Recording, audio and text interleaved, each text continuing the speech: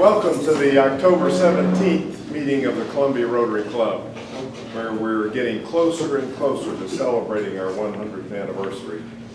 We'll begin today with the national anthem with Rusty DePass and Audra Brown.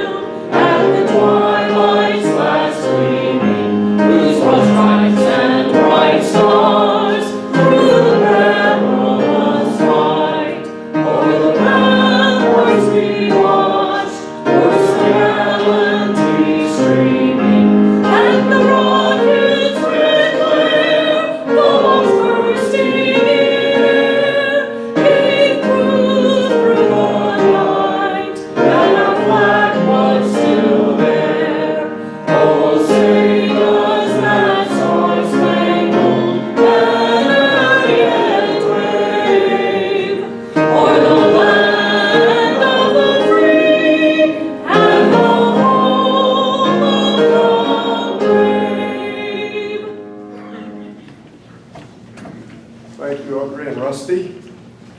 I find myself trying to hit some of those higher notes that she's doing right behind me, and it just doesn't work. It doesn't work at all. Teach me how to do that. Right? Okay. Carl Roberts will lead us in our invocation. Thank you. With all the things that we are concerned about in our lives and in the world, I'd like us to just spend the next moment thinking about all the things we have to be thankful for. So if you would, pray with me. Father, we thank you for the many, many things we have to be thankful for. We thank you for Rotary. We thank you for its emphasis on service above self. We thank you that we can gather together in fellowship with so many wonderful fellow Rotarians. Father, we thank you for this country. While we do have our share of problems, we have freedom, and we have opportunity, and we have great blessings, both physical and spiritual. Help us to use our freedom to serve you, and our blessings to serve others. And Father, we thank you for your love and your forgiveness, and the fact that you want us and invite us to know you, the creator of the universe. We thank you for this food and all your blessings and for this time of fellowship. In the name of your Son, Jesus. Amen. Amen. Thank you. Thank you very much.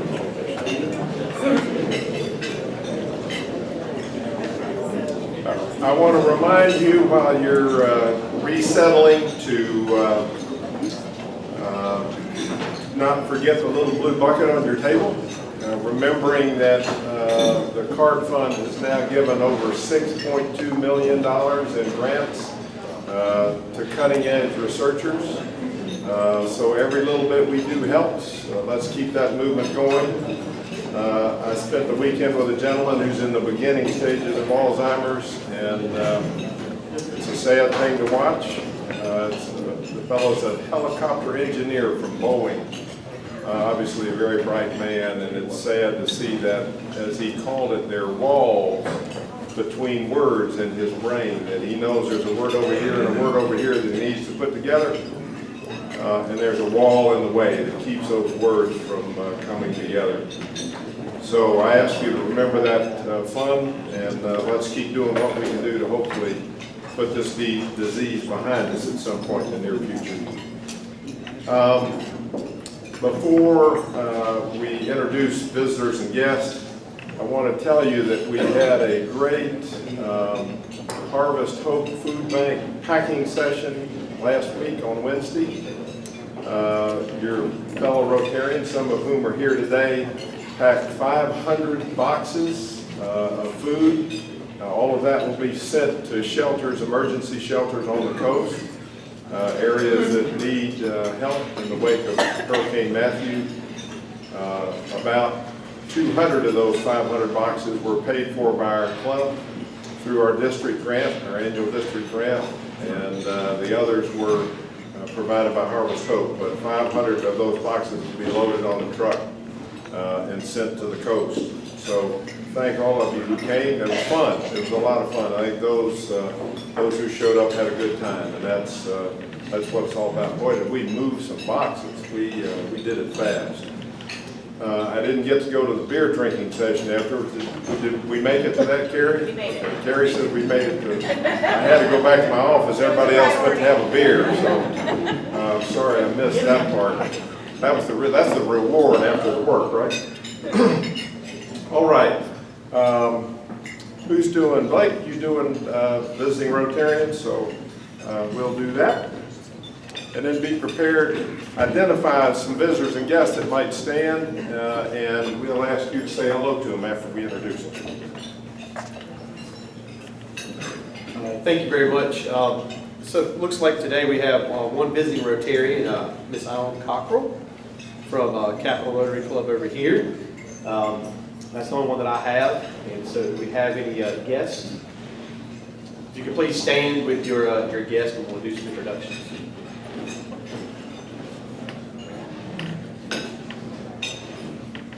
I am Beth Dindorf, president of Columbia College, and I'd like to introduce my friend and retired education administrator from Minnesota, my home state, Ellen White. Thank you.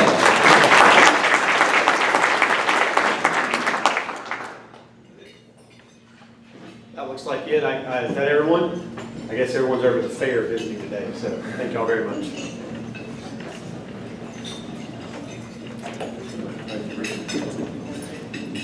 I guess the fair does cut down on visitors and guests. Only the hardiest, most loyal Rotarians show up on fair day, and thank you for being here. Someone asked me, John Asman actually asked me earlier, if I remembered the last time I went to the fair. And I think my kids were all about this size on the last day I went to the fair. So I remember being there, but I have no idea how long ago it was. Can any of you remember the last time you went to the fair? Last year. Who went last year? Let's see the hand. Last year, okay. There's some real serious corn dog eaters out there in that crowd. I'm going to tell you what. That's great. Without my kids' motivation, I've got to say I don't generally make that trip. I would like, if you would, to stand up for just a minute and greet each other and be sure and say hello to our guests from Minnesota. We'll do that.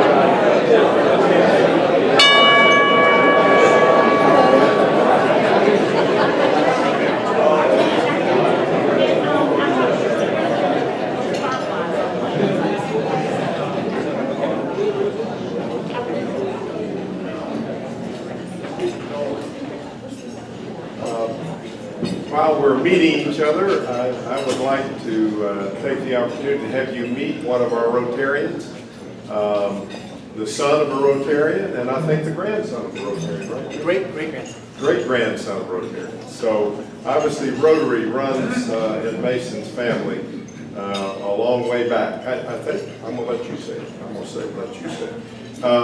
Anyway, Mason has been in our club for a number of years. He's been a wonderful supporter of the club. He's been very active in recruiting new members to the club, and I appreciate that greatly. His dad, Archie, was one of the men, when I came into this club, one of the men I admired. He was very kind to me as a new Rotarian, so I'm excited for you to meet Mason Harding.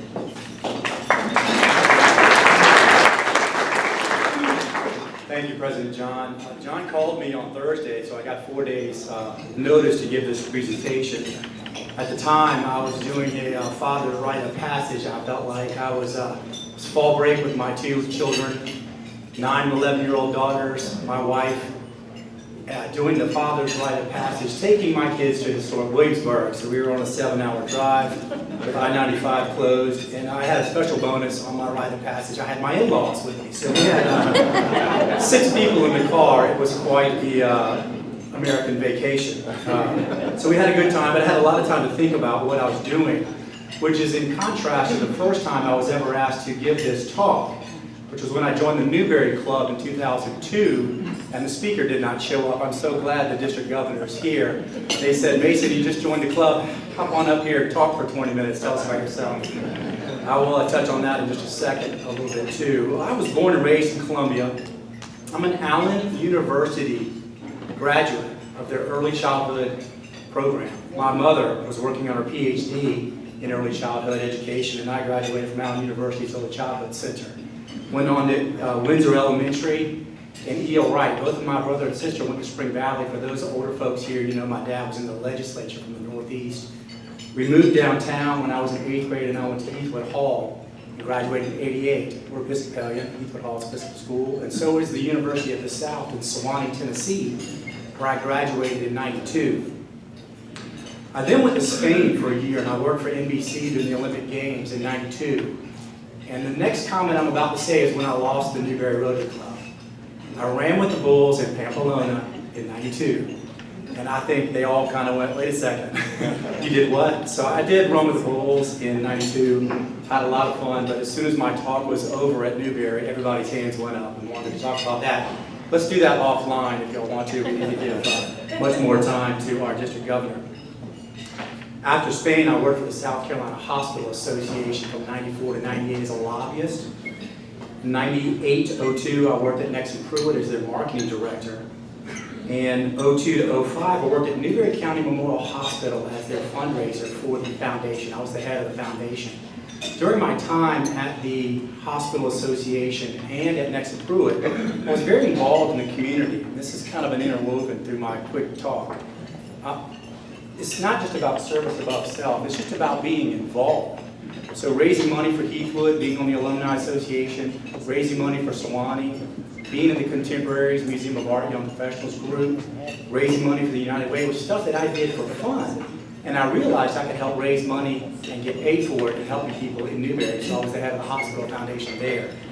I joined the Newberry Rotary Club in '02, and that was my first time serving as a Rotarian. That club, by the way, is grandfathered in and only meets every other week.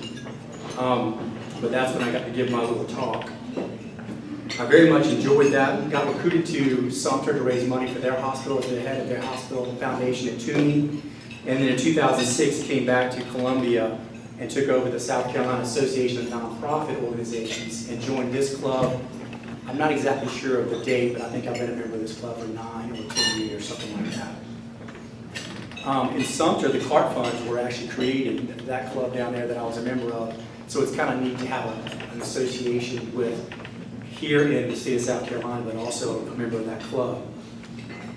Ann Walker and my dad proposed me as a member here in this club. Ann is a true friend and a wonderful Rotarian, as you all know. She's our former past president here and district governor. While the head of the Nonprofit Association, I traveled around the state and I gave talks about the guiding principles and best practices for nonprofits here in South Carolina. So from Anderson to Myrtle Beach to Hilton Head, I gave these talks. Well, one time I was speaking at the Hilton Head Rotary Club, and as is the tradition in every club, they got up and all the visiting Rotarians spoke.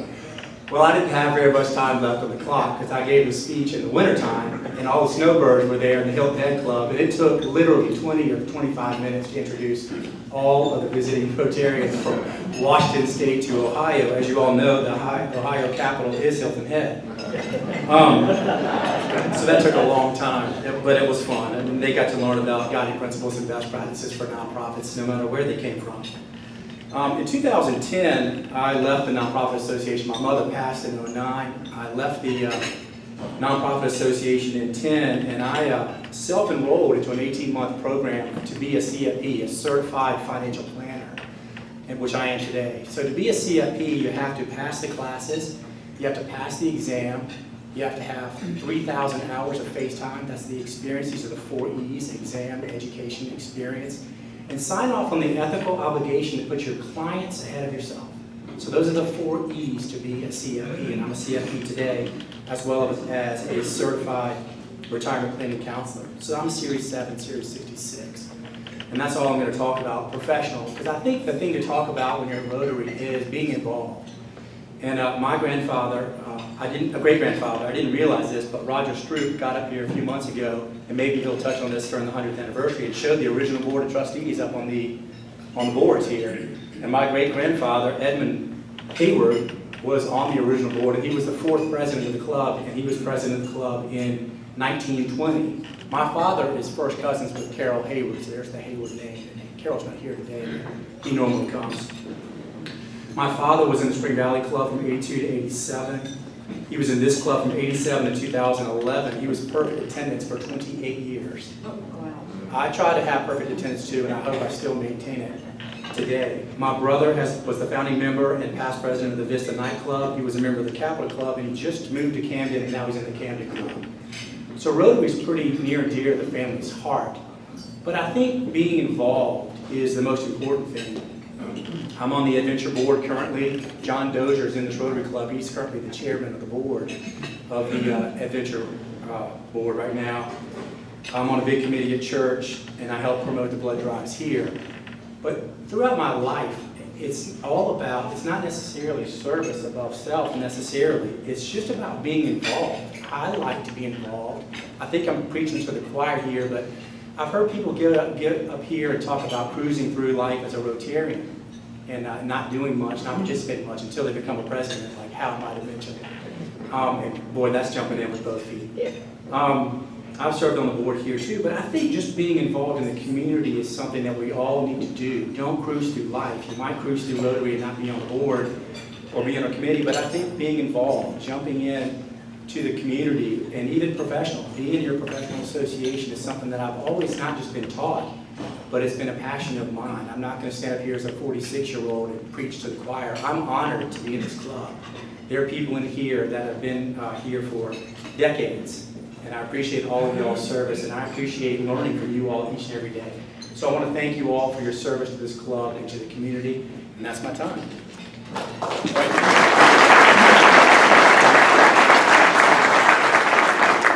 There's an involved human and Rotarian, and I'm honored that you're part of our club, Mason. Thank you for doing that.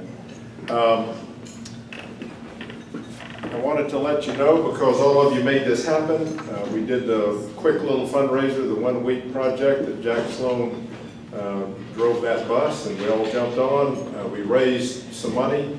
I just sent the check last week to the district governor of District 6200 in Lafayette, Louisiana.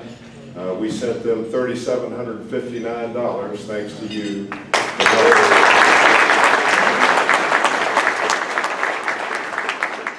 To help repair one of the great flood disasters that we've seen in a long time. So we're all doing good stuff all the time, and it's amazing how this organization can just so quickly make something special like that happen. And I appreciate all of your efforts in that regard.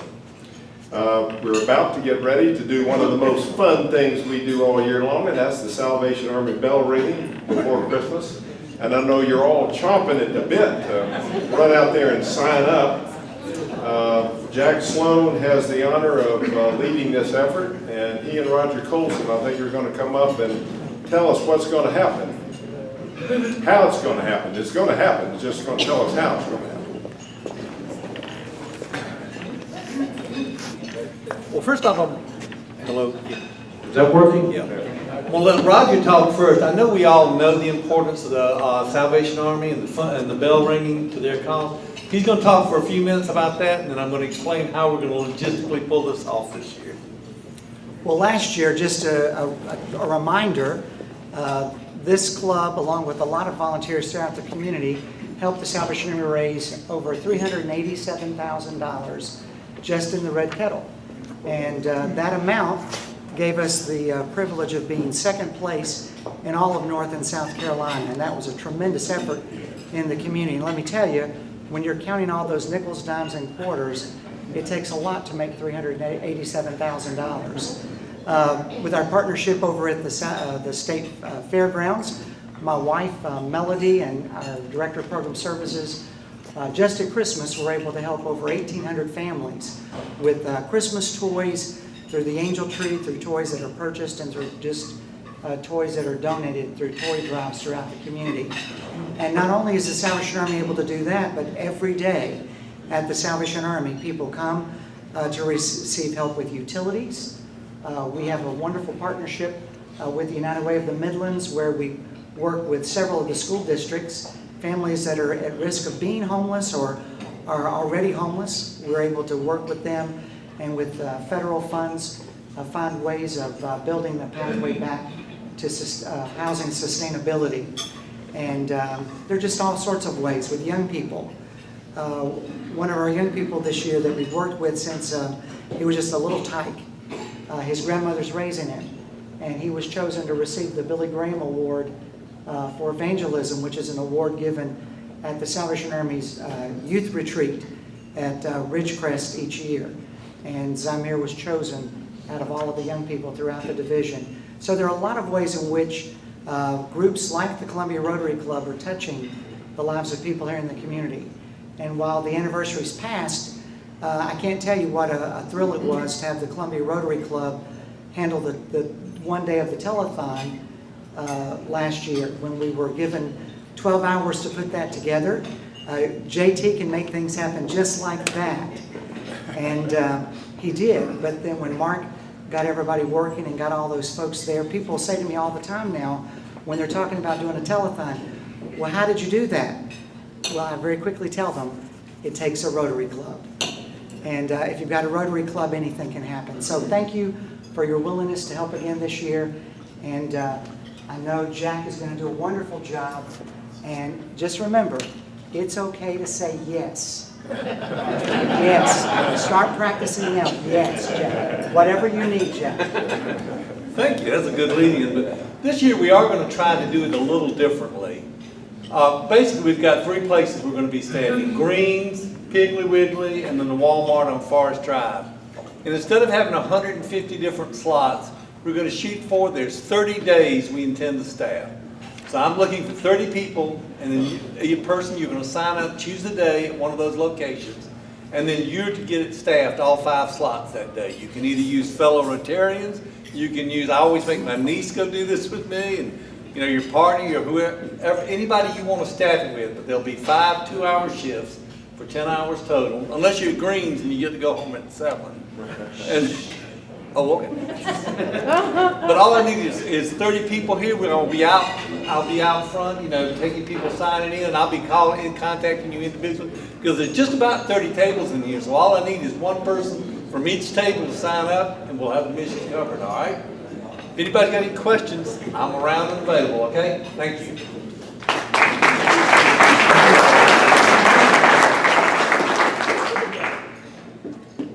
That's no small job, Jack. Thank you.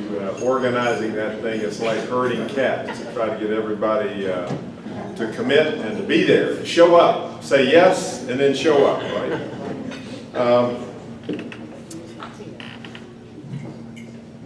Our next order of business today is to introduce our district governor to you. And I'm going to introduce a friend and wonderful Rotarian, Aon Cockrell, who is our area governor. She's responsible for a portion of the clubs in the Midlands. She's our fearless leader, encourages us to do more and more things and do them well. She's wonderful to work with, and she is truly a committed Rotarian. And I'd like to introduce Aon to you to introduce our district governor.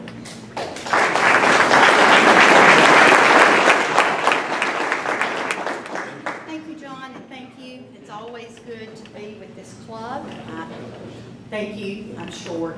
It's always good to be with you. I always enjoy coming to this club. I know a lot of you folks, and that's really good.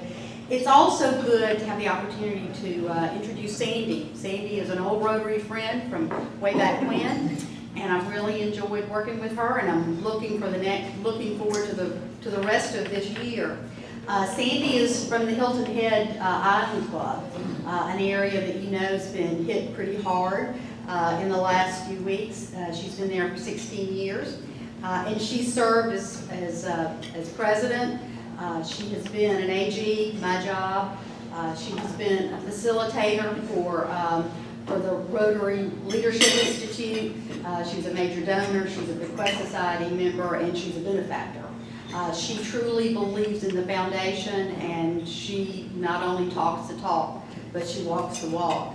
Before coming to Hilton Head, she worked in the telecommunications industry, and she retired to Hilton Head and immediately started working really hard in Hilton Head.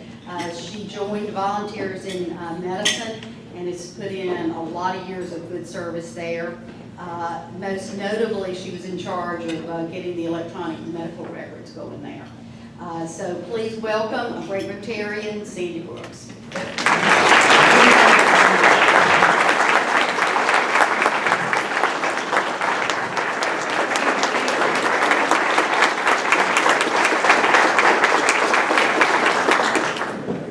And I did want to say that, yes, our district has been hit hard by Matthew on our coastal areas. We just set up a community foundation fund for, and I sent it out to all my district governors. Unfortunately, half of my classmates in zones 33 and 34 were hit by Hurricane Matthew. But we will be using the Salvation Army as our vendor for where our funds should go, because St. Bernard Project, which you used here, and they did a wonderful job for you, they don't do the coastal areas. And I know that most all of our Rotary clubs do ring the bell for the Salvation Army, and they do have a Carolinas presence, and they can help to determine where those funds should go. First thing I would like to do is give you a little of my Rotary history. I had a boss that was a Rotarian. He never invited me to lunch. So when I retired to Hilton Head Island, the Hilton Head Island Rotary Club was having a golf tournament to benefit the Gift of Life. My brother, who was a double lung recipient, I assumed Gift of Life was organ donation. Well, I soon found out that in South Carolina, Rotary brings in children and young adults from underprivileged countries and gives them life-changing surgeries. I still said that was a great function to belong to, and so I went and helped with the golf tournament, and they asked me to become a Rotarian. When Hurricane Katrina hit in 2005, my Rotary Club received a grant to take some playground equipment and exercise equipment down to a small town in Mississippi, Pass Christian. 6 Rotarians and myself went down to Pass Christian and installed that equipment. It was quite an experience. The local Rotary Club had a fellowship for us, a barbecue, and they didn't even have a place to meet. Well, that was the weekend that I became a Rotarian. Last November, my husband was diagnosed with primary central nervous system lymphoma, brain cancer. Now he's had his 3rd MRI, gets his 4th one next Monday, and so far it's gone. The MUSC is wonderful. But at the time, he was taken from the gym by ambulance to MUSC. And I'll tell you what, I followed that ambulance. And those chicks, and they were chicks, they were early 20s, driving that ambulance. And they were going 80 miles an hour, up 17. And I thought, oh Lord, they're gonna stop me, not that ambulance. They didn't even have their lights on. But we made it to MUSC. Well, my husband had on came from the gym, so my husband had on his bathing suit and no shoes.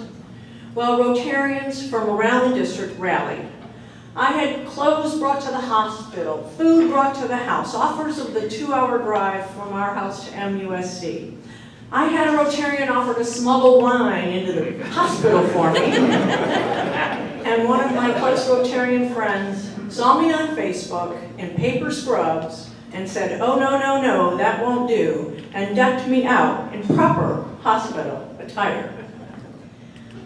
That was when I knew I had a family in Rotary. Now this year's theme, as you see, is Rotary Serving Humanity. When you think about it, that says it all. Rotarians from around the world have been serving humanity for the past 111 years.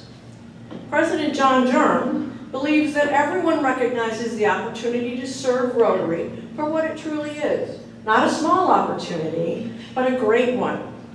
An opportunity of a lifetime to change the world for the better, forever, through Rotary. Rotary members from around the world have provided clean water in underdeveloped countries. They promoted peace in conflict areas and strengthened communities through education and literacy. But none is more important than our efforts to eradicate polio worldwide. We are this close. Now, I have experienced Rotary Serving Humanity, and our district is no stranger to serving humanity. We have provided clean water. We built an orphanage. We have sent medical supplies overseas. We put shoes on happy feet. We are a very generous and involved district.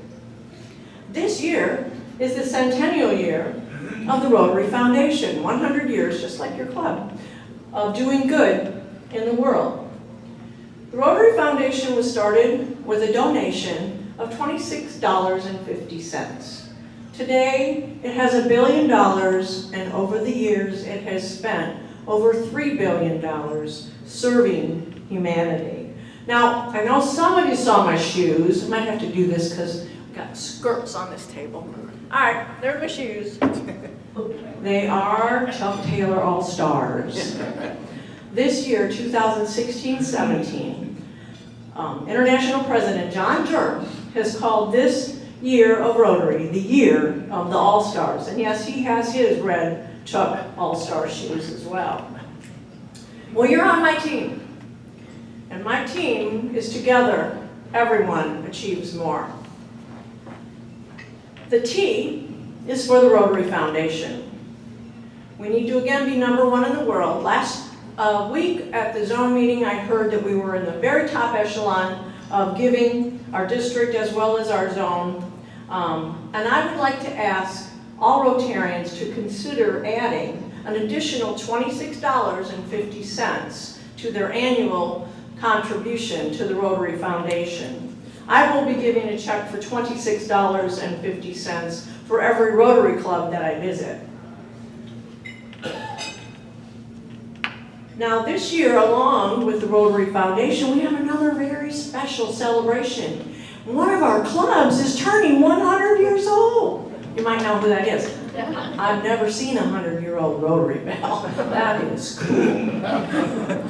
And I'm sure you're all aware you're going to have dinner December 9th. President John Durham is going to be here. We're going to have a major donor reception just before that. But I hope you all come because it's your club. And I'm very, very proud. 100 years in Rotary. That is just wonderful. Now, over the last 16 years, your club has given over $875,000 to the Rotary Foundation. Last year, you gave $595 to polio. Please give yourselves a hand. That is wonderful. And I don't know if you know about what your money can do for polio, but we have, since the inception of polio eradication with Rotary's involvement, we have saved 15 million children. We have spent $1.5 billion, raised it to spend it, and we have done 25 billion immunizations. We are this close. While polio is a distant memory in most of the world, it still exists now in 3 countries, Pakistan, Afghanistan, and it's back in Nigeria. Last week I was telling people that Nigeria had 3 cases, they now have 4. We are doubling our efforts. We are going back into Nigeria. It's a pocket that the Taliban was in, and they really wouldn't let us get in there to do the immunizations. Now they're gone. They've left that area. So we can get right back into that area and make sure that they don't have any more cases. Polio generally affects children under the age of 5. 1 in 200 have irreversible paralysis, usually of their legs, and 5 to 10% of those will have their lungs paralyzed. We are this close, but it isn't cheap. Our global effort to eradicate polio is one of the largest public and private efforts in public health. We have to thank the Bill and Melinda Gates Foundation, of course the World Health Organization and UNICEF, but for every dollar Rotary donates to polio, the Bill and Melinda Gates Foundation donates 2. And you have to vaccinate every child. And that, while the vaccinations themselves, that vaccine isn't expensive, it's getting them where they need to be and doing the immunizations. Unfortunately, over the last few years, we have lost 100 volunteers that do the immunizations. We're in a part of the world that makes it difficult to get the job done, but we will get that job done. We expect to have polio be able to announce that it's eradicated in 2018. You have to be 1 year polio-free before you can be deemed as free of polio, 1 year without an infection. We do expect to get that done in 2018. What a wonderful example of Rotary serving humanity. Now I returned from Jamaica, Montego Bay, Jamaica, who they were saved from Matthew, but Haiti wasn't. We were there in July, 21 actually, my fellow district governors from the Eastern Seaboard down through the Caribbean. We all gave a little of our grant money to buy a microscope for eye surgery in their public hospital. I'll tell you what, when we walked into that public hospital, it was like walking into the 1950s. They definitely need more than a microscope in that hospital, but they are doing a lot of good. It is the only public hospital in the area. It serves all of the community that cannot afford any privatized medicine. We also helped build a peace garden for a girls' school. Now this girls' school was a very different kind of girls' school. It was for troubled girls. I mean, and some of them were even in witness protection. But we had a great time planting trees. And we were all down there with President John Durham providing this service to Jamaica. Now, I'm not sure if you're all familiar with how our foundation works, but every year the district gets back 50% of what the district sent to the foundation 3 years ago. Now, where else can you get that kind of return on your money? So this year we were allowed to have a lot of money because 3 years ago, I think that was Lou Mello's year, they donated, actually, yeah, it was Lou Mello's year. They donated a lot of money to the foundation and we got over $487,000 back in our district to use for district grants, global grants, ambassadorial scholarships, and of course to help eradicate polio. So that was really, really wonderful to have happen. And like I said, where can you get that kind of return investment on your money? And we are #1 at Charity Navigator, the Rotary Foundation. All right, that was the T. Now we have an E. And the E is for education. Without education, we couldn't grow as cities, counties, states, countries. Not only our youth, but all humanity needs to be educated. Not only with the basics, reading, writing, and arithmetic, but educated on how Rotary serves humanity. 15% of the United States population has a specific reading disorder. 46% of American adults cannot read their prescription labels. I had a prescription refill a few weeks ago. This came in the package. Reading your prescription label. So I think the pharmaceuticals know. 50% of U.S. adults cannot read at the 8th grade level. And South Carolina has the 13th highest rate of functional illiteracy in the United States. Now, your club has done some great things with district grants for packs to feed and have donated children's books for the schools and your harvest program. All of these make people happy and happy people learn better and happy kids learn better. So keep up the good work. Keep asking for those district grants. It's your money that you gave 3 years ago.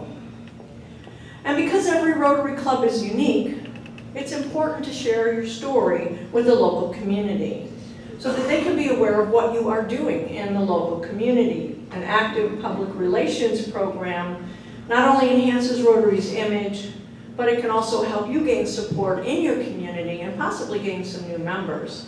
If you looked at the Rotarian magazine for October, there's a page in it that highlights, remember, this is a worldwide magazine. It highlights and next week is Polio Day, but it highlights 4 fundraisers in 4 different Rotary clubs from, I can't read this without my glasses, no. New England, it's got Hawaii, and it has a little town called Okatee Bluffton, South Carolina. They're having a polo match this coming Sunday to raise money for their charities, and they sent it to Rotarian@rotary.org, and it got published. So another great way to get your name out there worldwide, at least throughout the whole United States. The one in English has got that one in, and I'm not sure if the ones in Germany might have German. But get your stories out there. Use your social media. You do have a web page and Facebook, and all of this helps. Keep them up to date and keep telling the community what you're doing in Columbia to help them. All right, the next letter in team is A, and that's for Alzheimer's. CART was started in our district, and CART is the way Rotarians can help to eliminate this devastating disease.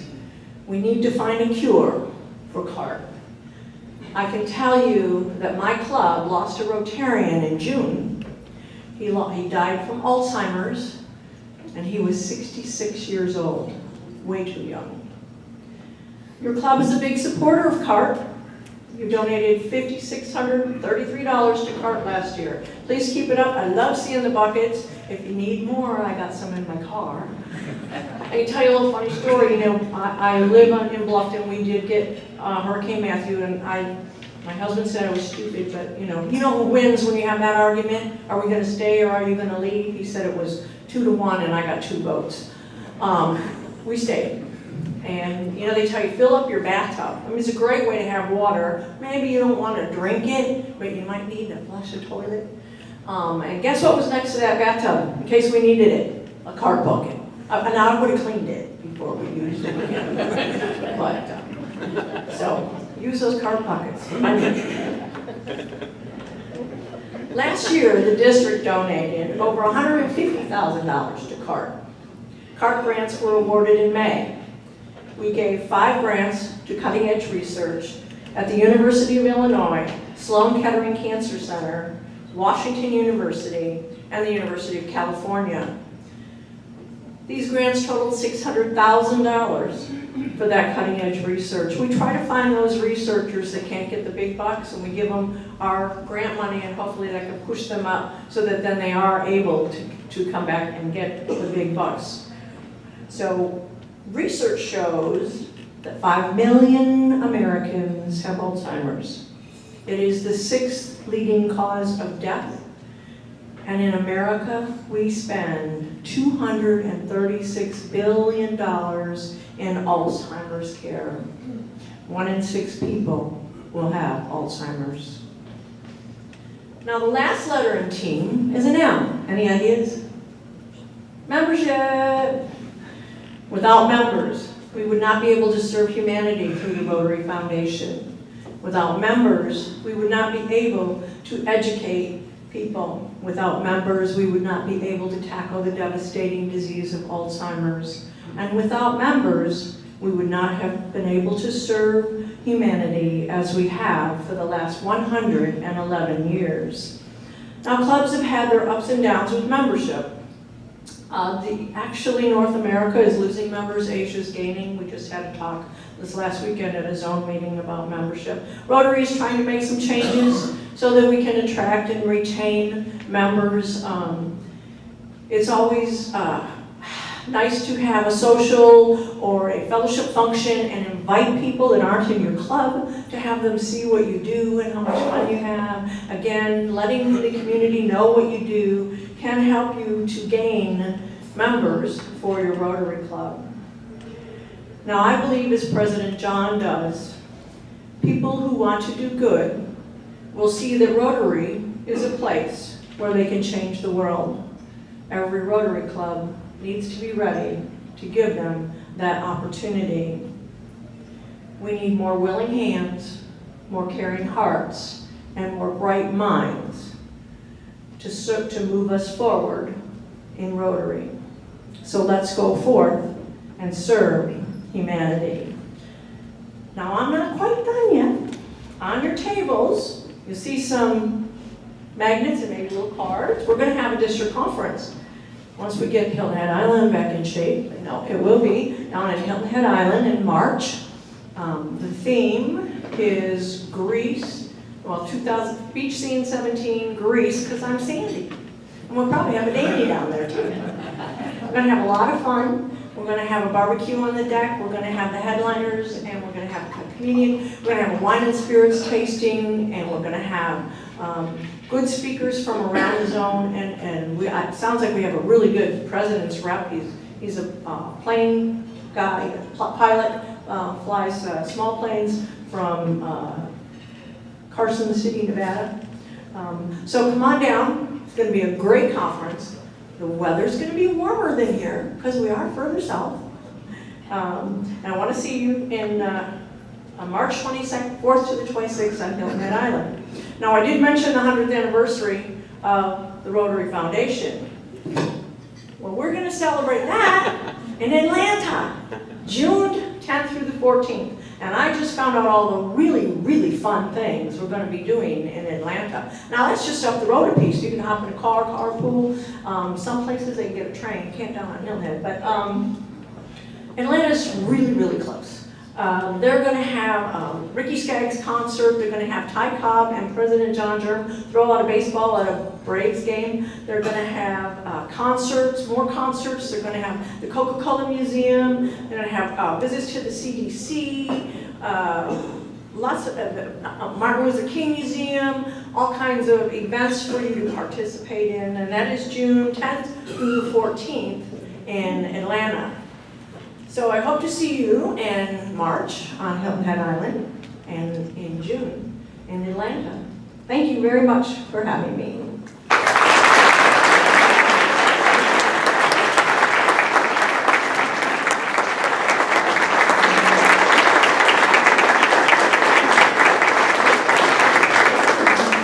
If anybody has any questions, if I can answer them, I will. If I can't, then I'll ask. I don't.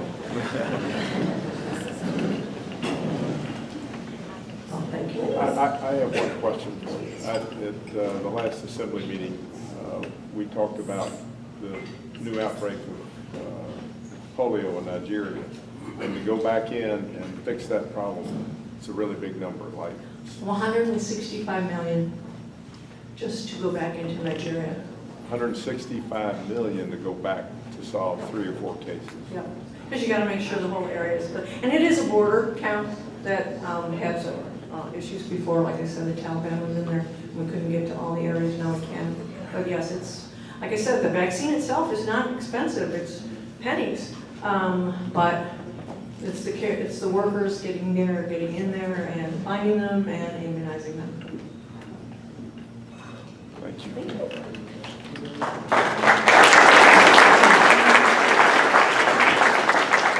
I didn't even know I didn't have my shoe on. These are so flat.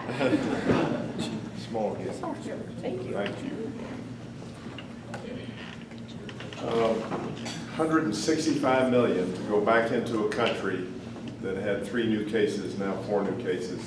And they told me that at the recent assembly. I was blown away by that. So you begin to understand how expensive this thing is. And to think that 100 of our volunteers who've been out there immunizing people for the good of humanity have died in the process. It gives you some idea of what a big task it is. We haven't determined the exact amount yet, but President John Germ, I understand, had a family member who had polio.